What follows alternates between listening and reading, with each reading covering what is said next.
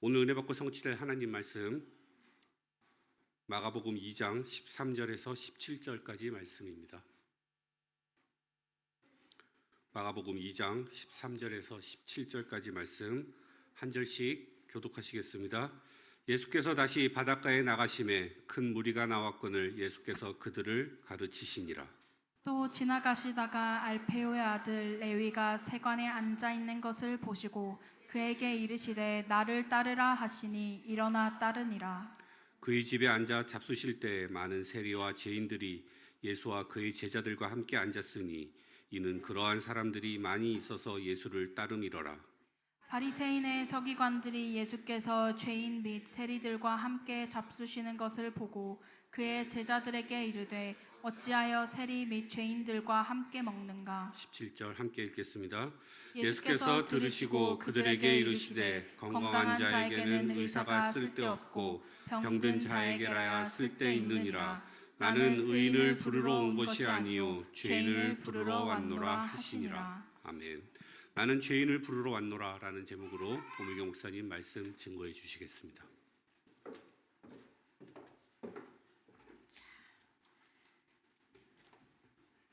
자, 우리 신앙 고백 드립니다. 주는 그리스도시요 살아계신 하나님의 아들이십니다. 자, 우리 옆에 분들하고 인사합시다. 새해에는 예수 따라갑시다. 한 번 더 합시다. 새해에는 말씀 따라갑시다. 네, 우리 오클랜드 영교회 모든 성도들 새해에 말씀 따라가고 예수 따라가는 은혜를 누리시기를 예수님의 이름으로 축원합니다. 송구 영신 예배 드리고 또 1월 1일 수련회 가지고 또 다 같이 트레킹하고 그러면서 너무 작년과 너무 참 상반될 정도로 되게 따뜻하고 우리 온 성도가 하나 되는 그런 시간으로 1월 1일을 시작했습니다. 그리고 우리가 이제 그 전에 본교회 원단 말씀을 받았습니다. 그리스도 예수의 마음을 품으라 라는 말씀을 받았습니다. 본교회 원단 말씀의 핵심은 뭐였냐면 그리스도 예수처럼 겸손한 마음으로 살리는 그리고 세우는 그런 한 해가 될 수 있도록 기도하고 도전하라 라는 말씀이셨습니다. 겸손이 굉장히 중요합니다. 겸손은 뭐냐면요, 죄인의식입니다. 얌전하고 수구리하고 그거 말고 내가 죄인이다, 나는 부족하다를 깨닫는 것이 죄인의식입니다. 그게 다른 사람을 향해서 뭐예요? 수용되어지고 이해되어지는 마음이거든요. 우리 오클랜드 영교회 원단은 뭐예요? 너희는 가서 모든 민족을 제자로 삼으라 라는 말씀이었습니다. 이 말씀을 가지고 우리가 뭐예요? 새해에 제자가 되고 내가 먼저 제자 세우는 도전을 시작하겠다라는 의도를 가지고 이 원단이 선포되어졌습니다. 오클랜드 영교회 성도 여러분, 원단이 선포되어진다 이 말은 아까 이제 제가 2부 때도 잠깐 얘기했는데 많은 교회들은요 이렇게 제비 뽑아요. 말씀을 내가 제비를 뽑아요. 그것도 성령이 인도한다고 믿어요. 그런데 그러다 보니 오해해요. 그 말씀에 자기가 뽑은 말씀이 막 되게 무작위로 뽑잖아요. 그러니까 그 말씀을 주문처럼 생각해요. 뭐라고 하죠? 이렇게 무속인들이 주는 주술적인 의미가 있는 부적 같이 생각하는 그런 경향들이 많아요. 근데 우리 교회는 본교회에서 저도 배웠기 때문에 우리 교회 본교회나 우리 교회는 원단 말씀이 선포되어지고 이 원단 말씀은 뭐냐면요, 여러분, 이 말씀을 방향 삼아서 삶을 선택하고 결정하고 어떻게 하나님의 말씀의 속성이 뭐예요? 반드시 성취되는 거잖아요. 반드시 성취되어지니 이 말씀에 기대서 이 말씀 기준으로 선택하고 결정하고 살아가겠고 계속 의식하겠습니다 이 얘기예요. 그래서 이 말씀을 기준으로 해서 이 말씀이 어떻게 성취되어지는지 보고 싶습니다. 우리 작년에 어떤 원단이 있었어요? 내가 너희를 이방의 빛으로 삼아 땅끝까지 구원하게 하리라는 말씀을 붙잡았습니다.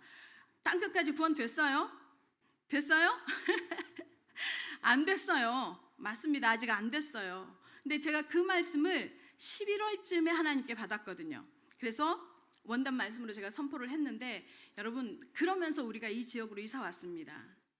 그리고 이 지역에서 본격적으로 1년의 사역을 하면서 저는 너무 감사한 게요. 다민족 우리가 생각해 우리 안젤라가 쭉 계속 혼자 쭉 진행해 왔었고 있었는데 채핀이 붙고 또 우리 누구예요? 후이가 붙고 굉장히 중요한 중직자의 역할을 할 만한 사람들이 붙었어요. 그러면서 하나님께서 여기에서 이제 그 초석을 만들어 가실 생각이 있으시구나. 맞습니다. 그 말씀을 하나님께서 성취해 가실 거라고 믿습니다. 또 이제 우리 오클랜드 예원교회 이제는 그러기 위해서 우리 자신이 제자 되어져야 합니다. 내가 제자 되고 제자 삼는 그 한 해를 놓고 2026년도에는 도전하는 응답을 누리시기를 예수님의 이름으로 축원합니다.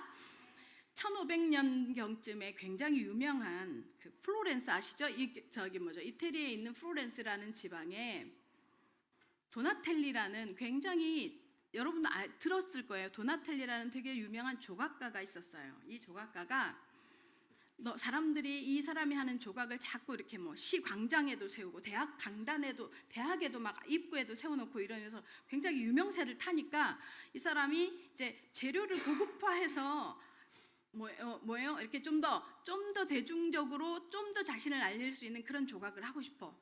그래서 굉장히 좋은 대리석을 주문을 한 거예요. 그런데 받아보니 원하는 그 문양이나 그게 아니야. 특별하게 느껴지지 않아. 그래서 이걸 쓰레기통에 버렸어요. 문 앞에 버렸는데 어떤 사람이 지나가다가 왜 이렇게 좋은 대리석을 왜 버렸습니까? 라고 물었어요. 그러니까 내가 쓸모없으니까 당신 알아서 하고 싶은 대로 하시오. 갖고 가라고 했어요. 그랬더니 갖고 갔어. 갖고 가서 한 2년에 걸쳐서 조각을 막 했어요. 그래서 탄생한 게 뭐냐? 여러분 그러니까 인간이 할 수 있는 조각 중에서 가장 섬세하고 놀라운 작품이라고 평가받는 게 뭔지 아세요? 특히 남성들. 남자는 이래야 돼. 남자의 근육은 이래야 돼. 남자의 복근은 이래야 돼. 막 얼굴은 이래야 돼. 막 이런 거 있잖아요. 다비드상이에요. 다비드상. 이 다비드상을 누가 조각했어요? 미켈란젤로가. 그러니까 그 지나가던 사람이 바로 미켈란젤로인 거예요. 이 사람이 이 대리석을 발견해서 2년 동안 조각해서 플로렌스 광장 앞에 딱 이거를 갖다 놓은 거예요. 모든 사람이 찬사를 보냈어요. 지금도 조각상 중에 최고로 꼽히고 있죠. 이걸 왜 하느냐? 오늘 우리 본문에 예수님이 그 시선으로 봅니다. 누구를요? 지나가다가 모든 이스라엘 사람들이 유대인들이 그 당시 기득권층이 죄인이라고 못 박는 세리를 놓고 예수님이요 뭐요? 지나가다가 봅니다. 그래서 사람들은 무시하고 죄인 취급하고 함부로 대하고 그랬던 레위를 어떻게 하느냐? 나를 따라오너라 하고 픽하십니다. 오클랜드 예원교회 성도 여러분, 2026년도 우리가요 모든 족속을 제자 삼을 수 있는 방법이 뭐냐면 우리의 고정관념을 내려놓아야 하는 줄로 믿습니다. 우리가 가지고 있는 편견을 내려놓아야 하는 줄로 믿습니다. 그래서 우리 오클랜드 예원교회 모든 성도들에게 뭐예요? 하나님의 역사가 우리를 통해서 일어나는. 그래서요 오늘 본문을 통해서 보면 예수님이요 뭐예요?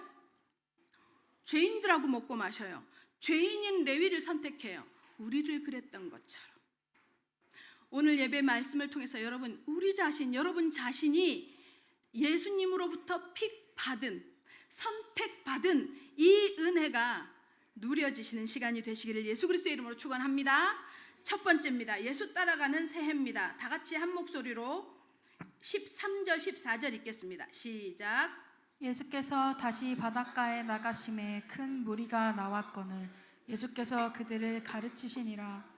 또 지나가시다가 알페오의 아들 레위가 세관에 앉아 있는 것을 보시고 그에게 이르시되 나를 따르라 하시니 일어나 따르니라. 레위 지파 아니에요.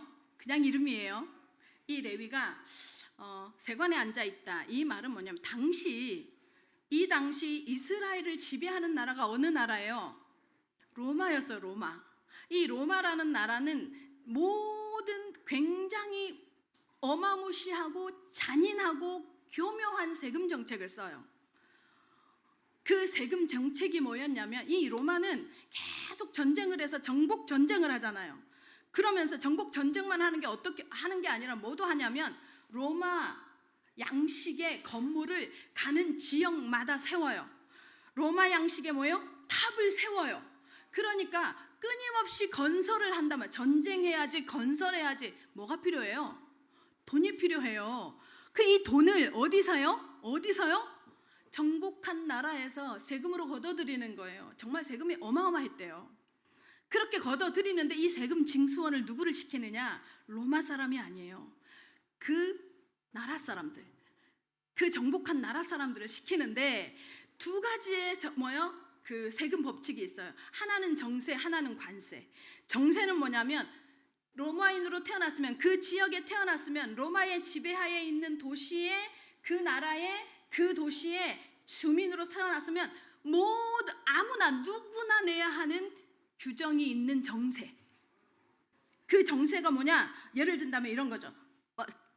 그 사람이 태어났어. 머릿수, 그 사람의 머릿수에 대한 정세를, 세금을 내요. 또 하나는 뭐예요? 토지를 가지고 있죠. 그럼 토지세를 내야 돼. 지금 이 전 세계에 만연되어져서 실행되어지고 있는 토지세는요, 로마의 토지세가 근원이에요. 성경의 토지세는요, 성경은 이런 토지세가 시작되지 않아요. 성경은 어떤 법칙이 있어요? 희년 법칙이 있어요. 49년 후에 50년째는 뭐예요? 모든 사람에게 원래 주인으로 돌아가게. 근데 전 세계에 지금 토지세로 자리 잡고 있는 이 모든 세금의 근원이 로마에서 시작된 거예요. 그러니까 이런 세금이 정세예요. 그 다음에 이제 문제는, 정세는 어쩔 수 없잖아.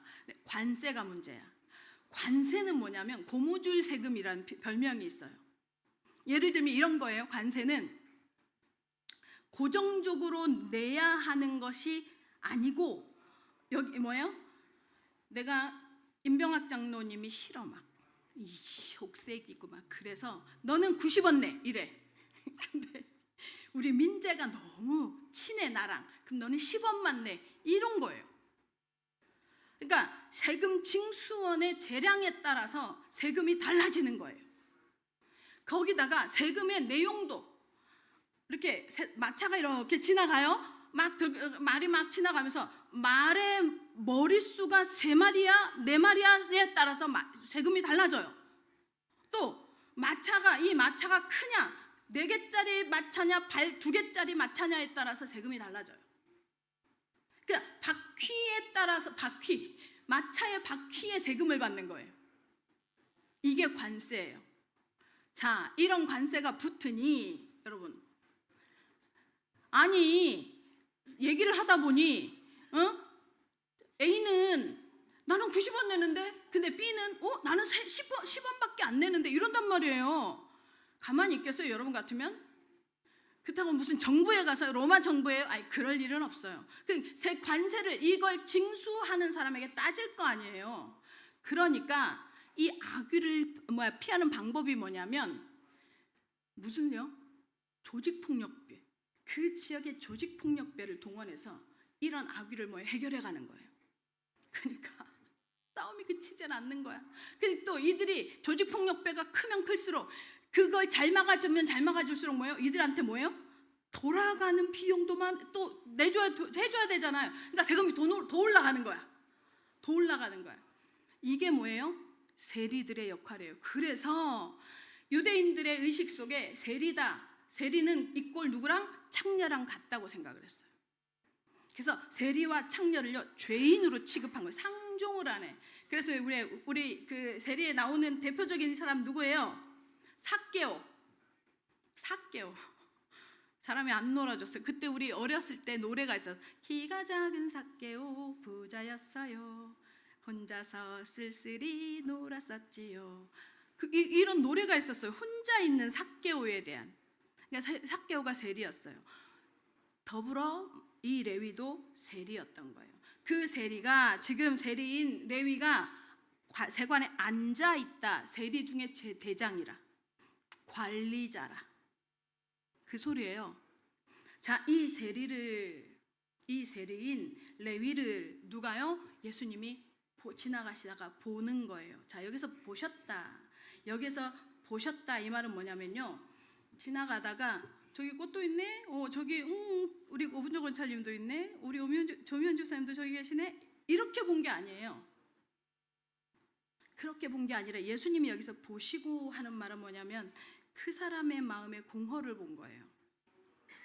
그 사람이 가진 것 많으나 소유한 것 많으나 채워지지 않는 마음 한켠에 뭐예요? 외로움을 보는 거예요. 다시 말하면 삶의 진실한 내면을 꿰뚫어 보시고 이 소리예요. 예수님이 지금 그렇게 보고 있는 거예요. 우리 현대인들 지금 우리 옷 잘 차려입고, 저는 물론 목사이기니까 그렇기도 하지만 뭐예요? 깨끗한 모습으로 좋은 차 타고 좋은 음식 먹고 좋은 사람들 만나는 것 같은데 관계에 있어서 진실성이 없는, 스마트폰의 노예가 되어져 가는, 그래서 얼굴을 앞에 대고 있는데도 불구하고 뭐예요? 내 마음을 얘기할 수 없는, 더 삭막해지고 더 무정해진 상태.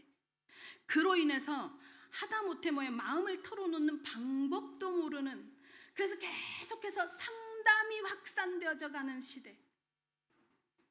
이 시대를 예수님은 어떻게 보고 계시냐? 꿰뚫어 보고 계시는 거예요. 보시고 우리의 마음을 꿰뚫어 보고 계시는 거예요. 말을 많이 하는데, 뭔가를 많이 움직이는데 혼자 있으면 공허한 그 상태를 뭐예요? 보시고, 그걸 보신다는 거예요, 주님이. 예수님의 시선, 하나님의 시선을 피할 수가 있을까요? 시편 기자는 이렇게 말하죠. 내가 음부의 자리를 펼지라도 거기에서 나를 찾아내실 거라고. 하나님은 우리를 뭐예요? 우리의 마음 깊숙이를 보고 계십니다. 그리고 찾아내셨습니다. 그래서 여러분에게 지금 이 자리로 이렇게 이끌어 오셨음을 믿으시기를 예수님의 이름으로 축원합니다. 그렇게 이끌어 오십니다. 그 레위를 보시는 하나님, 예수님의 시선은 뭐예요? 우리를 보시는 시선인 거죠. 우리를 향한 하나님, 예수님의 시선인 거죠. 여러분 아세요? 제가 여기서 강단에서 항상 얘기하죠. 그리스도를 보십시오. 하나님을 쳐다보시라고, 말씀을 보시라고, 인도받으시라고 말씀드리지만 그 말은 무슨 말이에요? 그만큼 안 된다는 소리야. 이상하게 딱 교회 문만 아니 예배 끝나고 나면 잊어버려요. 근데 여러분 기억하셔야 됩니다. 잘 들으세요. 정말로 잘 들으세요. 예수님은요, 하나님은 시선을 돌릴 틈이 없이 우리를 향해 집중하고 계심을 믿으시기 바랍니다. 끊임없이 우리를 보고 계십니다. 그 시선 안에요, 뭐예요? 그 하나님의 시선 안에 우리가 가득 채워져 있습니다, 여러분. 아멘. 지금도 여러분이 드리는 예배를 흡족히 받으시면서요, 그 마음 안에, 하나님의 마음 안에, 시선 안에 뭐예요? 가득 여러분이 채워져 있음을 믿으시기를 예수 그리스도의 이름으로 축원합니다. 제가 항상 이 자리에 앉아서 기도를 하면서 상상을 해요. 하나님을 사람의 형상으로 상상하지 않기 위한 애씀이 있어요. 하나님이 내 모습이지 않을 것에 대한 확신이 있어요. 그래서 구름 같을까? 지금 어떤 형태로 하나님 나를 보고 계실까? 이 우주 만물을 돌리시면서 나를 향해서 그 시선에 가득히 나를 채우실 하나님은 뭐예요? 내 눈에, 지금 사람의 눈에 채우는 그런 시선이 아니에요. 그 시선이 아니에요. 하나님의 하나님의 시선으로, 하나님적 시선으로 우리를 가득 채우고 있음을 믿으시기를 예수 그리스도의 이름으로 축원합니다. 아멘. 그 하나님의 시선을 안다면, 그 하나님의 시선이 보여졌다면 우리의 시선도 이 하나님의 세계관, 그리스도의 시선이어야 하지 않겠습니까, 여러분? 하나님의 사람은, 복음을 가진 사람은, 제자는 최선을 다하는 사람이 아닙니다. 포기하지 않는 사람입니다. 한 영혼을 향해서도 포기하지 않는 삶이어야 하는 줄로 믿습니다. 우리 오클랜드 영교회 성도 여러분, 예수 그리스도가 나를 포기하시지 않았던 것처럼 그것이 온몸에 소름이 돋도록 감사하다면, 나도 내게 맡겨준 영혼, 오늘부터 이제 시작되어지는, 여러분 이제 성경 공부 그룹별로 그룹 모여서 포럼하고 또 다른 포럼이 아니에요. 예배를 드렸고 원단 말씀을 받으면서 새해에 또 기도 제목이 있을 것이고 그것을 도전하는 것을 오늘은 교재는 물론 우리 팀장님들한테 나눠드리겠지만 아마 그런 포럼을 잠깐 하실 때 기억하십시오. 잘 안 따라오는 것 같아도, 잘 변화가 없는 것 같아도 여러분 있죠? 여러분의 시선이 포기하시지 않으면 사단은요 이렇게 얘기해요. 안 듣잖아, 소용없잖아, 관심 없잖아. 사단은 우리의 생각 속에 계속 그 얘기해요. 그리고 나를 무시하는 거 아닐까? 내가 싫은 거 아닐까? 이거 제가 하는 고민이에요. 제 속에서 일어나는 갈등들이에요. 여러분 사역을 해가시는 여러분들도 그런 생각하게 될 거예요. 그때 기억하십시오. 예수님이 나는 내 길로 갔지만, 내가 옳다고 생각하는 길로 갔지만 나를 포기한 적이 없다면 지금 이 사람도 하나님은 포기하지 않으실 것이다. 아멘? 그러면 나도 이를 포기하지 않을 것이다. 이 마음으로 포기하지 않고, 여러분 있죠? 우리가 어디에 익숙하냐면요, 말재간에 익숙해요. 말을, 특히 현대인들요, 말 잘하는 거 굉장히 좋아해요. 그래서 말에 잘 속아요. 말 잘하는 사람에게 잘 속아요. 여러분이 하는 메시지 한 구절 듣고요, 사람이 팍 꼬꾸라지고 맞습니다 그러는 법 없습니다. 착각하지 마십시오. 만약에 그렇게 된다면 두 가지예요. 의도를 가지고 내게 접근하거나 나에게 아부하고 있는 거예요.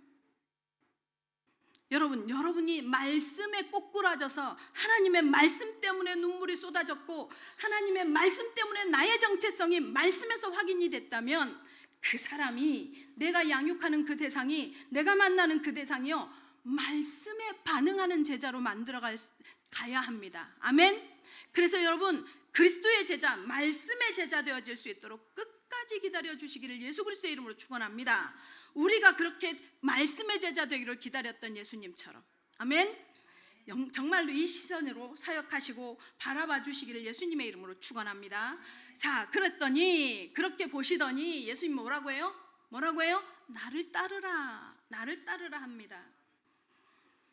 예수님을 따르는 게 뭘까요? 여기에서요, 예수님이 지금 굉장히 명료한 얘기를 해요. 예수님을 따른다, 이게 뭐냐면 교회의 역할을 얘기하는 거예요. 교회에서는요, 자, 레위가 예수님을 전에도 만났어요? 그래서 막 훈련 받았어요? 아니잖아요. 처음 지나가다가 레위를 만났는데 나를 따르라 한단 말이에요. 그때 또 레위는 따라간다고 막 따라가요. 여러분, 교회는요 무슨 역할을 해야 되느냐? 교회에서는 예수님 만나야 되는 줄 믿으시기를 예수님의 이름으로 축원합니다. 그리고 만난 예수님을요 따라가는 삶이 예배예요. 교회에서 예수님을 만났으면 따라가는 삶이 이 신앙생활을 하는 거고 예배의 삶이라는 것을 알으셔야 합니다. 교회에서는 그래서 예수님이 주인공 돼야 돼요. 예수님 만나고 예수님 따라가는 걸, 그걸 뭐라고 하냐? 전문용어로 제자라고 합니다. 제자라고 합니다. 이 제자가 여러분이 되시기를 바랍니다. 어떤 목사님 한 분이요, 인터뷰를 하는 걸 제가 본 적이 있어요. 대형 교회에서 청년회를 맡아서 몇백 명 청년회를 맡아서 부흥시키고 또 막 그 청년회 사역을 하셨던 분이신데 혼자 개척을 해서 이제 나갈 시간이 되신 거예요. 개척을 해서 나갔는데 이분이 뭐라고 하느냐면 이 고백을 해요. 목사로 사역을 하면서 청년들을 하나님 나에게 맡겨주셨는데 너무 큰 잘못을 했다는 거예요. 무슨 잘못을 했냐면 관리자였대요. 자기가 목사가 아니라 관리자로. 그 말은 뭐냐면 그 한 사람 한 사람이 예수 그리스도를 말씀을 통해서 확인하고 예수 그리스도를 만나고 그 사람의 심령에 말씀을 심고 말씀 때문에 이들이 움직이고 자기들에게 복음이 정립되어져서 그리스도의 제자가 되어져서 자기에게 주어진 현장에서 또 다른 영혼을 하나님께로 돌이키게 하는 일에 사용되어질 수 있도록 돕지 못했노라고. 근데 그걸 사역 현장에 자기가 독립해서 나가 보니 제자가 안 세워지는 거예요.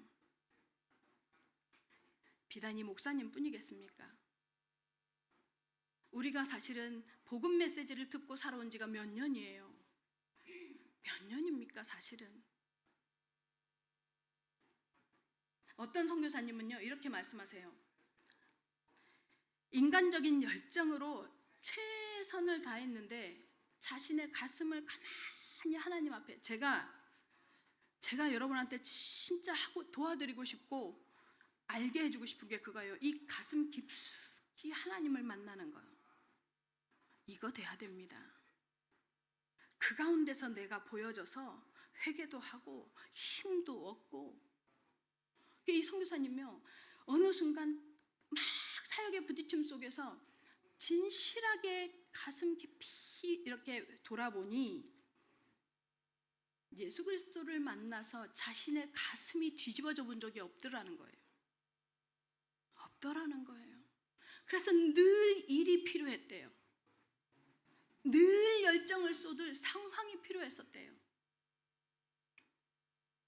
이런 형식적인 종교인 참 많죠. 현대인들도. 여러분은 어떻습니까? 오랜 동안 복음을 들었는데 오랜 동안 말씀을 입에 달고 살았는데 말씀 한 구절을 풀어주고 말씀 한 구절로 사람을 살릴 수 있는 힘이 있기를 정말로 예수님의 이름으로 축원합니다. 그래서 어려움을 당한 사람에게 말씀을 전달하고 문제 앞에 놓인 사람에게 내 말로 위로하는 게 아니라 하나님의 말씀을 붙잡고 기도할 수 있게 도와줄 수 있는 그런 전도자 되시기를 예수 그리스도의 이름으로 축원합니다. 그래서 오늘 이 예배를 통해서도 여러분 예수 그리스도를 만나는 거에 집중하시기 바랍니다.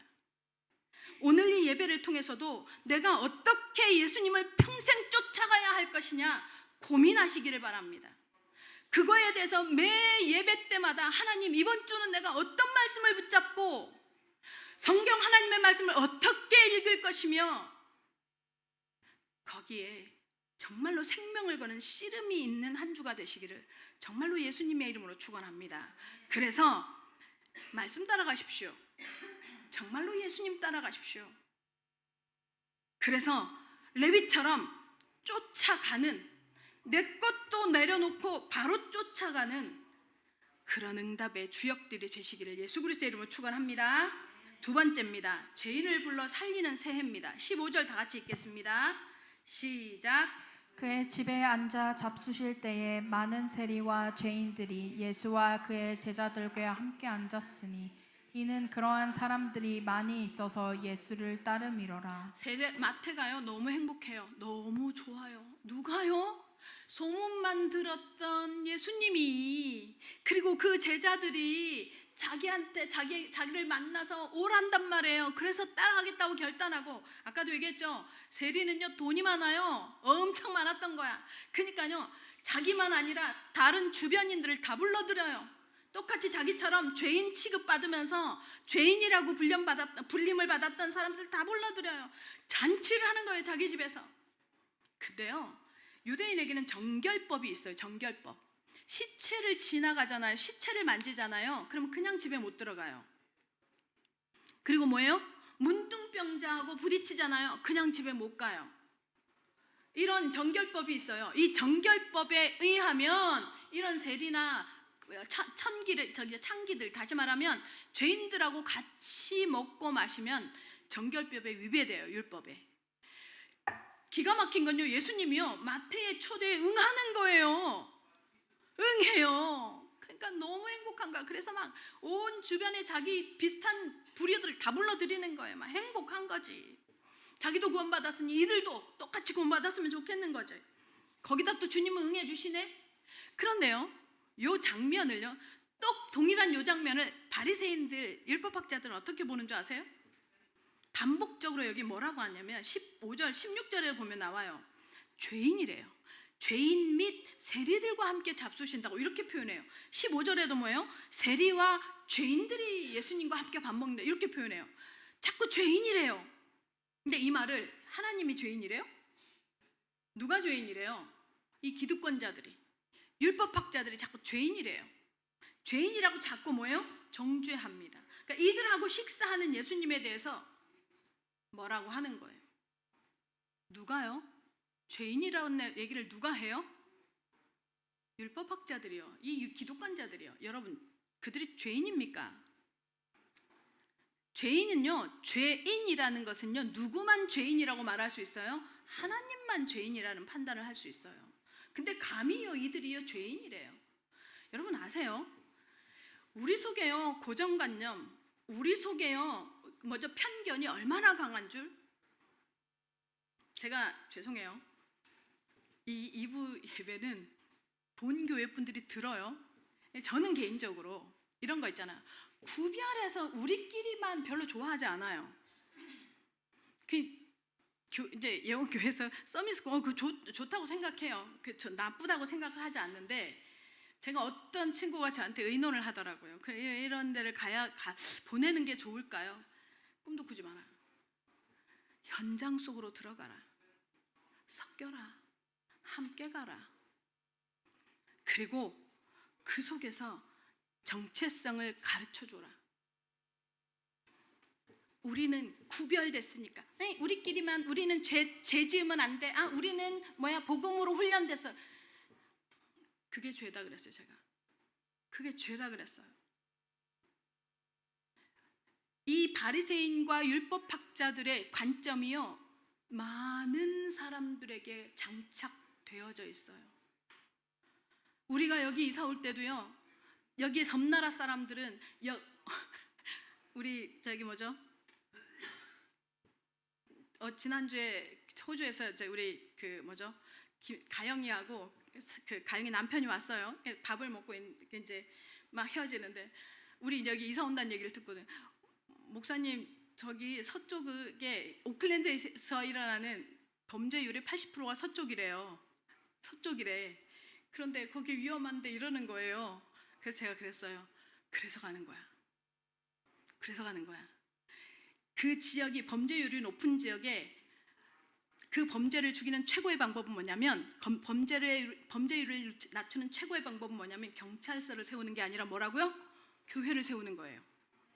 복음의 빛을 비추기 위해서 이 땅에 하나님께서 여기에 보내신 거예요. 저는 그거 확신해요. 무슨 맞아요. 창고도 열렸었어요. 가져갈 게 없으니까요, 열어만 놓고 갔더라고요. 예, 그럴 수도 있어요. 그래서 도망가야 합니까? 우리끼리만으로 보호해야 합니까? 아니요, 여러분. 그게 뭐예요? 바리새적인 생각이에요. 하나님이 정말로 싫어하는. 그래서 예수님이 말합니다. 교회가 어떤 역할을 해야 되는지, 뭐 해야 되는지. 17절 한번 보여주세요. 17절 다 같이 시작. 예수께서 들으시고 그들에게 이르시되 건강한 자에게는 의사가 쓸데없고 병든 자에게라야 쓸데있느니라. 나는 의인을 부르러 온 것이 아니요 죄인을 부르러 왔노라 하시니라. 예수님이 이 땅에 왜 오셨는지, 지난번에는 뭐였어요? 나는 뭐예요? 다른 지방으로 전도하러 가자. 전도를 위해서 왔노라고 예수님이 분명히 선언했어요. 그래서 여러분의 1년의 기도 속에, 여러분의 새해의 플랜 속에 전도가 있기를 예수님의 이름으로 축원합니다. 그리고 예수님이 뭐라고 말해요? 당신이 오신 이유는 뭐라고요? 기득권 세력 앞에서는 뭐라고요? 너희가 죄인이 아니라 하니 나는 죄인 부르러 왔다고. 너희가 스스로 의인이라고 하는 그 의인은 내게 별로 의미가 없다고. 이 우리나라에요, 미국 대통령이 와서 이렇게 유고시에 치료받을 수 있는 병원이 협약이 맺어진 병원이 있어요. 병원이 대형 병원이 주로 이제 이렇게 하기는 하는데, 물론 미국 그 군부대 안에 굉장히 미국의 시스템하고 똑같은 시스템을 갖다 놓은 병원이 있기는 해요. 근데 이제 좀 더 큰 유고시에 협정을 맺어서 갈 수 있는 병원이 세브란스 병원 같은 경우가 대표적이거든요. 여러분 세브란스 병원 안 가봤죠? 저는 가봤잖아요. 진단받아야 돼서 진짜 사람이 바글바글해요. 어마어마하고 바글바글하고, 더 기가 막힌 건 시설이 얼마나 좋은지요. 와, 진짜 정말 좋아요. 근데 진짜 또 하나 놀라는 거 있어요. 정말 친절해요. 그 많은 사람을 상대하면서 간호사들이며 사람들이요 진짜 친절해요. 그런데요, 거기에 모여드는 대부분의 사람들은 뭐예요? 환자들이에요. 병원에는요, 환자들이 와요. 다 환자. 안병동이, 세브란스 병원 안병동이 새로 생겨져 있거든요. 안병동에는요, 새로 세워져가지고 훨씬 더 시설도 좋고 막 쾌적하고 막, 근데요, 다 암 환자들이에요. 거의 머리가 없는 사람이 참 많아요. 제가 무슨 말을 하고 싶은 거냐? 병원은 환자가 오는 곳입니다. 맞습니까? 교회는 누가요? 죄인이 오는 것입니다. 교회에서는 내가 죄인인 것을 인정하는 사람들이 오는 곳입니다.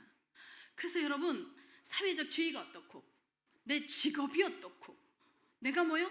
나의 부가 어떻고가 교회에서 들먹거려지면, 여러분 죄송합니다. 여러분 스스로 기억하십시오. 나 지금 교만하구나. 아시겠어요? 나 지금 교만하구나. 교회 안에서는요, 뭐예요? 내가 죄인이다. 그 이들도 다 다르지만 동일한 마음으로 이 자리에 와서 앉아 있구나.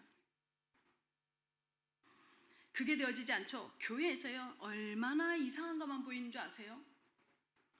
교회는요, 정말 선택하는 게 아니라 몰려오는 거잖아요. 그러니요, 사람 냄새가 진동하는 중에 최고 진동하는 데가 교회예요. 응? 근데 그러니 어떤 분이 이 얘기를 하더라고요. 실제로 있었던 일이에요. 미국의 어떤 분이, 이민 사회니까 어떤 분이 200번 교회를 옮겼대요. 200개가 넘는 교회가 있는 거지.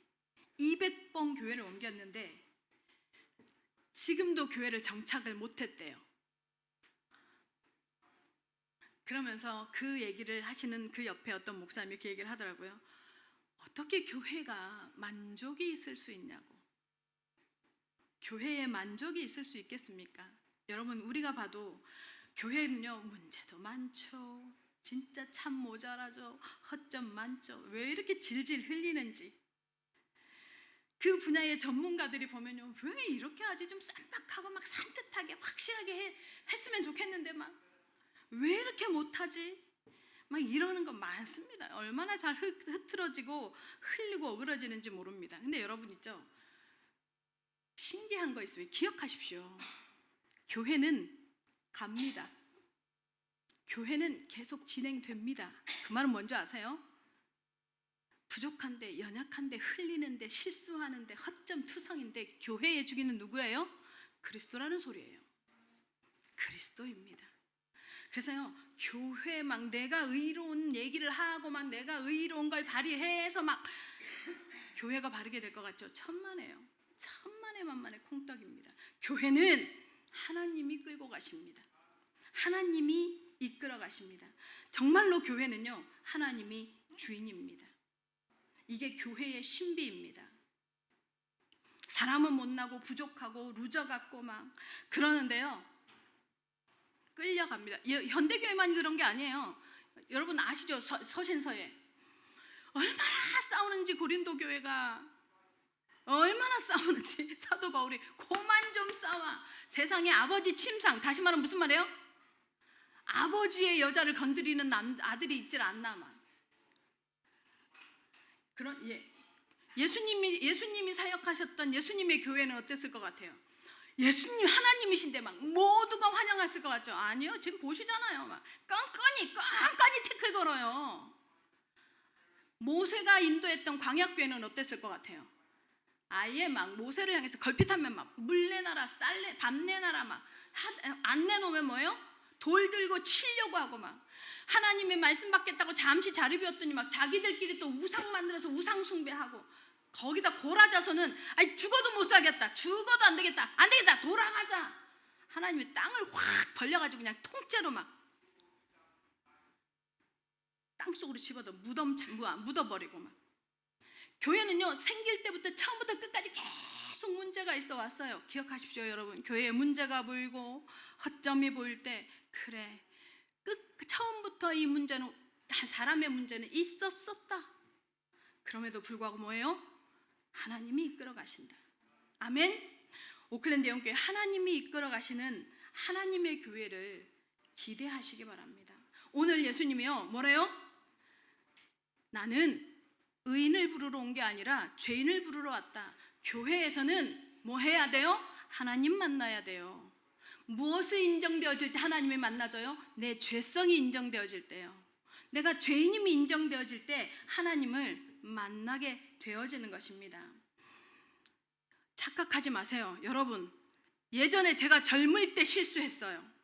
젊을 때요, 샤프하다는 소리가, 논리적이다는 소리가, 객관성 있다는 소리가요, 내가 다 몸담고 있는 교회를요 샅샅이 정확하게 분석하고 비난하고 이래야 돼, 그래서 이렇게 바꿔야 되는 거 아니야?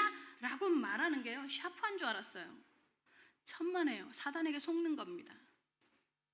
내가 하는 그 말을요 옆에 있는 친구가, 옆에 있는 다른 사람이 들으면서요 교회에 대한 이미지가요 하나님 앞에 세워지지 못하면 내가 그 사람을 죽이고 있는 거더라고요. 제가 오클랜드 영교회 모든 성도 여러분, 사람들은 교회를 향해서 부족하다고 말하고 루저라고 말할 수 있지만 여러분은 기억하십시오. 하나님이 이 교회의 주인인 되시는 것을, 아멘. 우리 같은 죄인을 부르러 온 것처럼 하나님은 바르고 잘 살고 온전하고 건강하고 잘 나가는 사람을 부르러 온 게 아니라 뭐예요? 죄인을 부르러 왔다는 사실을 기억하는 하나님의 사람들 되시기를 바랍니다. 왜냐하면 지금도 예수님은요 지나가시다가 우리를 레위 속에서 마태를 선택하신 것처럼, 아멘. 레위 속에서 마태를 보셔서 선택하신 것처럼 우리 속에서 그리스도의 인을 보셔서 우리를 선택하심을 믿으시기를 예수님의 이름으로 축원합니다. 결론입니다.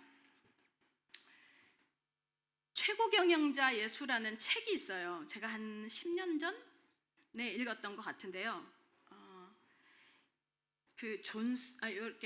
이 사람 이름이, 이 책을 쓴 사람 이름이 누구냐면 로리 B 존스라는 사람이에요. 이 사람이 그거 했던 사람이에요. 존스 그룹이라는 광고 대행사를 만들어서 CEO로 일을 하고 있는 사람이 지금도 있어요. 근데 이 사람이, 그 최고 경영자 예수가 뭐냐면, 이 사람이 회사를 왜 설립하게 됐고 그 설립하게 돼서 어떤 성경적이고 영적인 원리를 적용해서 회사를 이끌어 갔더니 하나님이 어떻게 그 약속대로 성경대로 축복하셨는지를 기록해 놓은 게 최고 경영자 예수예요. 근데 이 사람이 그렇게 사업을 막 성장시키고 나서 또 하나의 베스트셀러를 썼거든요.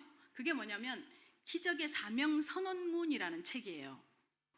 이 책의 내용은 대충 뭐냐면 이 사람이 이렇게 그걸 이제 직원들을 이렇게 해가면서 독려해 갈 때, 매 새해가 될 때마다 내가, 그리고 내 가정이, 또 내가 직장인으로서 내 부서가 하나님 앞에 어떤 사명을 감당해야 할지를 기록하게 해요.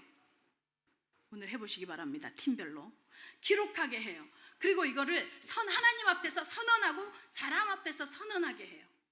이게 사명 선언문이에요. 요거를 이제 하고 났는데, 요런 내용을 어떤 기자가 알게 돼요. 이 기자가 이 내용을 취재하기 시작해요. 그러니까 USA Today라는 회사에서 신년 기획으로 이 회사의 이 사명 선언문을 취재를 하는데, 어떤 취재를 하느냐면 사람들을 인터뷰를 해서 새해 계획을 세웠습니까? 세웠습니다. 그걸 혹시 기록하셨습니까?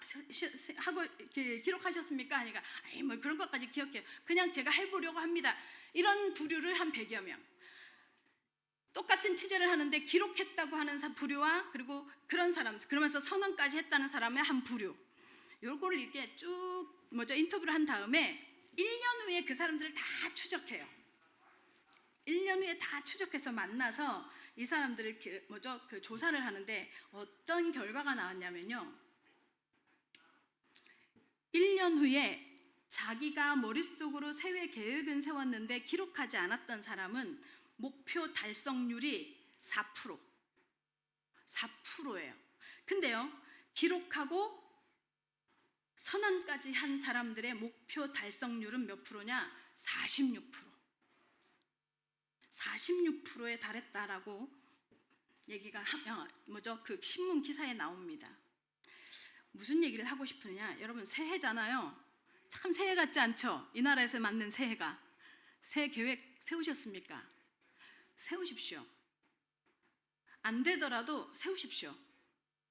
그래서 내가 뭘 안 하고 있는지 점검하는 기준 한번 삼아 보시기 바랍니다. 이렇게 세워서 그 세울 때 여러분 말씀을 얼마나 읽을지, 내가 하나님과 얼마나 더 가까워지고 싶은지, 이것도 여러분의 그 계획 속에 세워 넣으시기 바랍니다. 그걸 세우셔서 뭐해요? 그럼 만약에 이게 있지 않잖아요. 제가 보니 이런 기록이 있지 않으면 작년도 올해 같고 올해도 작년 같고 그 전해에도 그냥 내가 사는 게 아니라 세월에 떠밀려서 그냥 흘러가는 삶이요 반복되어집니다. 반복이 그 자리에 그냥 계속 머물러 있습니다. 새해 계획을 세우시기 바랍니다. 그리고 우리 오늘부터 시작되는 성경 공부 그룹에서, 이 그룹은요 누가 리드하고 가르치고 하는 그룹이 아니에요. 여러분 나중에 교재 찾아서 보시면 아시겠지만 다 성경을 그냥 같이 찾아서 적는 거예요. 성경을 같이 찾았고, 그 다음에 뭘 하는 그 그룹이냐면, 우리는 올해 성경을 몇 독할까? 성경을 어디서부터 어떻게 읽을까? 매일 읽기가 쉽지 않으면 우리 여기서 만나서 30분 동안 우리 성경 읽자. 이런 팀이에요. 이런 그룹을 만들어 드린 거예요. 그러니 리드하시는 리더들도, 그러니까 팀장으로 세워지신 분들도 부담 안 가지셔도 되고, 또 같은 팀원들도 막 뭘 물어보는 게 답답해요? 잘 몰라요? 저한테 오세요. 저한테. 이런 걸 통해서 하나님을 알아가는 이런 준비되는 제자가 되어지시기를 정말로 예수님의 이름으로 축원합니다. 그래서 여러분과 여러분 개인과 여러분 가정과 여러분의 팀과, 여러분 또 회사를 운영하시는 분은 회사야, 그리고 제가 막 각자 일을 하시는 분은 그 일에 자기의 사명 선언문, 그게 하나님 앞에서도 사명이기도 하지만, 예를 들어 내가 프리랜서다, 아니면 혼자 일을 한다. 그럼 내가 작년에 10만 불 정도의 수익을 냈다. 그럼 하나님, 내가 13만 불 정도는 도전해 보겠습니다. 그러기 위해서는 내가 뭐가 필요한지 이렇게 구체화되어질 수 있잖아요. 해보시기를 바랍니다. 그렇게 해서 하나님이 내년 이맘때에 여러분들의 포럼이 어떻게 되어지기를 바라느냐, 하나님이 이렇게 성취하셨느라고 구체적으로, 제가 구체적으로 하나님 앞에 기도 제목을 잡지 않죠. 이루어졌는지 마는지도 몰라요. 우리 오클랜드 영교회 모든 성도들, 이제 너희는 가서 모든 민족으로 제자를 삼으라는 명령을 수행하는 데 있어서 하나님 앞에 기적의 사명 선언문 같은 사명의 중심을 두고 준비되고 확산되어져 나가는 은혜를 누리시기를 예수 그리스도의 이름으로 축원합니다.